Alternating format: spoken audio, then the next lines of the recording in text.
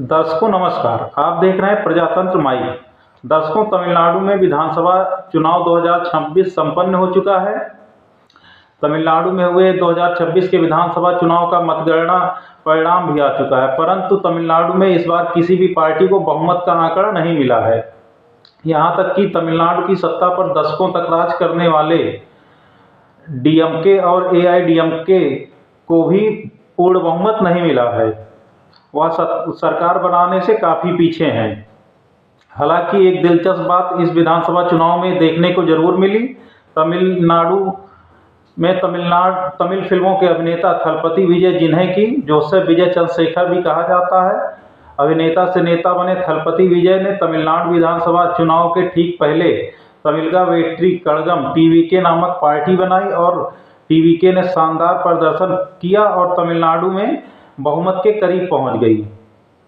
हालांकि सरकार बनाने से वह भी काफ़ी दूर है, क्योंकि टीवीके ने केवल 108 सीटों पे जीत हासिल की है और तमिलनाडु में बहुमत का आंकड़ा 118 है। हालांकि कांग्रेस पार्टी ने टीवीके को समर्थन का ऐलान कर दिया है, फिर भी बहुमत के करीब टीवीके नहीं पहुंच पा रही है।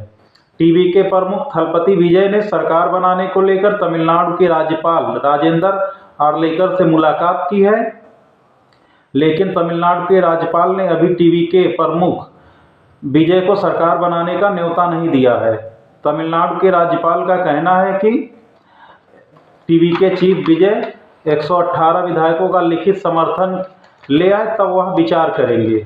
देश के वरिष्ठ वकील और सुप्रीम कोर्ट बार एसोसिएशन के अध्यक्ष राज्यसभा सांसद कपिल सिब्बल ने ये बताया कि तमिलनाडु के राज्यपाल आखिरकार टीवीके चीफ विजय की सरकार क्यों नहीं बनवाना चाहते हैं और तमिलनाडु के राज्यपाल के फैसले के खिलाफ टीवीके चीफ थलपति विजय कहां जा सकते हैं और क्या कर सकते हैं। अभी तमिलनाडु में स्थिति क्या है कि 234 मेंबर की असेंबली में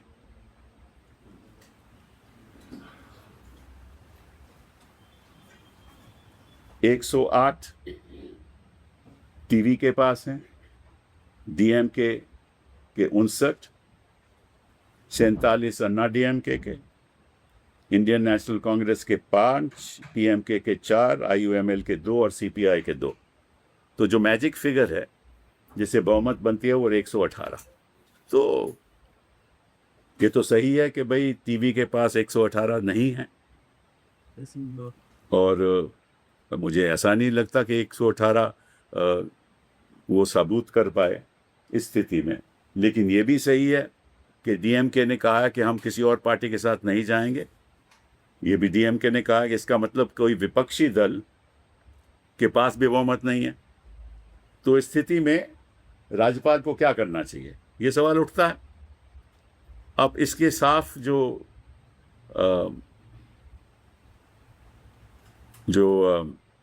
सरकारिया कमीशन ने इसके बारे में कहा है कि कोई भी पॉलिटिकल पार्टी जब इलेक्शन जीतती है या रिजल्ट जब आते हैं तो क्या होना चाहिए। अगर तो कोई पार्टीज के कोई प्री पोल अलायंस, मतलब इलेक्शन के पहले उनका अगर कोई अलायंस हो और वो बहुमत में हो तो उनकी सरकार बनेगी। अगर वो नहीं होता तो सिंगल लार्जेस्ट पार्टी हो जिसकी सबसे ज़्यादा सीटें हों जिस पार्टी की, और उसको सपोर्ट मिल रहा हो विद सपोर्ट ऑफ अदर्स, वो सरकार बनाएंगे। That's number 2 option. नंबर 3, अगर कोई पोस्ट पोल इलेक्शन कोएलिशन हो, पोस्ट पोल अलायंस ना हो, इलेक्शन कोएलिशन हो, वो अगर उनको बहुमत हो तो तीसरा ऑप्शन ये है। और चौथा है कि पोस्ट पोल इलेक्शन अलायंस। तो यहाँ तो पहला नहीं है, तीसरा नहीं है और चौथा नहीं है। यहाँ तो सिंगल लार्जेस्ट पार्टी है, तो बाकी तो बहुमत है ही नहीं, और वो खुद कह रहे हैं कि हम सरकार नहीं बना सकते। तो इस पे क्या करना चाहिए गवर्नर को? गवर्नर को साफ टीवीके को बुलाना चाहिए और उनको कहना चाहिए कि आपको मैं 2-3 दिन की बहुमत देता हूँ, और आप 2 दिन की मौका देता हूँ। आप 2-3 दिन में अपनी मेजॉरिटी हाउस में सिद्ध करो। ये होना चाहिए गवर्नर का रवैया। ये संवैधानिक है और ये सुप्रीम कोर्ट ने कई फैसलों में कहा भी है और इसका एक उदाहरण कर्नाटका में भी रहा कि सिंगल लार्जेस्ट पार्टी को वहाँ एक बार बुलाया गया कि आप सिद्ध करिए अपना हाउस में कि आपके पास बहुमत है कि नहीं, और वो सरकार चली। तो एक उदाहरण भी है। लेकिन अभी गवर्नर साहब ने एक प्रेस रिलीज इशू किया है जिसमें उन्होंने कहा है कि भाई मुझे बताइए, टीवी को कहा है मुझे बताइए कि आपके पास मेजॉरिटी है या नहीं। जब तक मेजॉरिटी नहीं होगी तब तक मैं आपको शपथ नहीं दूंगा।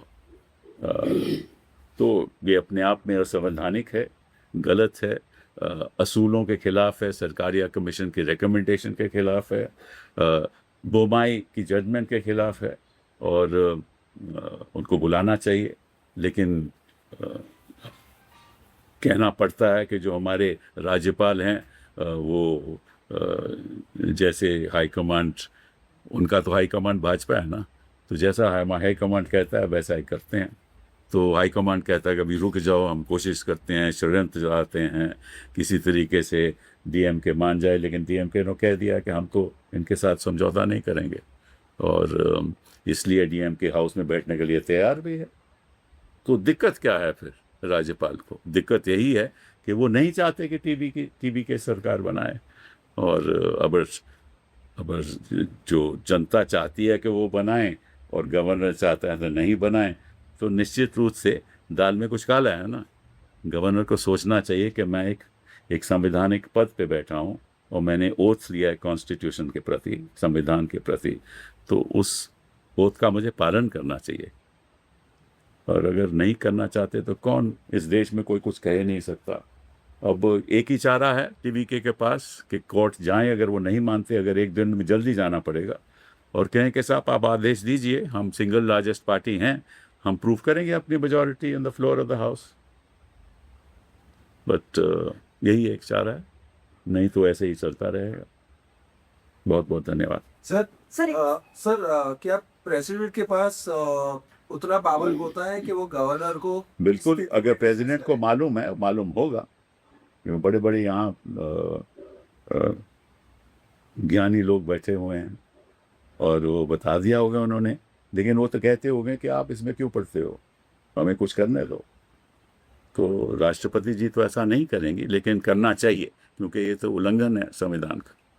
सर आप तो स्टेट की बात कर रहे हैं, सेंट्रल में भी शायद ऐसा उदाहरण पहले रहा है। माइनॉरिटी में रही ना सरकार, तो जब वहाँ मौका दिया, तो आज आपको लगता है कि एक राजनीतिक तौर पे भी आज ज़रूरत है इस बात की कॉल लेने की केंद्र सरकार को भी, कि इस तरीके से हस्तक्षेप किया जाए? आप बड़े इनोसेंट हो यार। केंद्र सरकार कहाँ कॉल लेगी? केंद्र सरकार तो चाहती है कि कोई सरकारी केवल बीजेपी की सरकार बने। केंद्र सरकार का तो यही रवैया रहता है ना कि कोई विपक्ष की सारे देश में होनी नहीं चाहिए। ये तो केंद्र का एक सोच है कि हर जगह पे डबल इंजन। हालांकि वो रुक रहा है, डबल इंजन चल नहीं रहा कहीं, लेकिन फिर भी चाहते हैं कि डबल इंजन हो। सर जैसा कि आपने कहा कि केंद्र सरकार नहीं चाहती कि किसी और की गवर्नमेंट तमिलनाडु में बने, तो ऐसे में क्या अब सुप्रीम कोर्ट का रुख टीवीके को करना चाहिए? नहीं, सुप्रीम हाई कोर्ट में ही जा सकते हैं। सुप्रीम कोर्ट आने की क्या जरूरत है? सुप्रीम कोर्ट आएंगे, वो कहेंगे आप हाई कोर्ट क्यों नहीं जाते, तो फिर और 2-4 दिन निकल जाएंगे, तो हाई कोर्ट जाएं। अगर नहीं कुछ होता तो सुप्रीम कोर्ट आ सकते हैं, ठीक है ना। वीडियो देखकर आप समझ ही गए होंगे कि तमिलनाडु की राजनीति किस दिलचस्प मोड़ पे आ खड़ी है। अधिक जानकारी के लिए देखते रहें प्रजातंत्र माइक। धन्यवाद।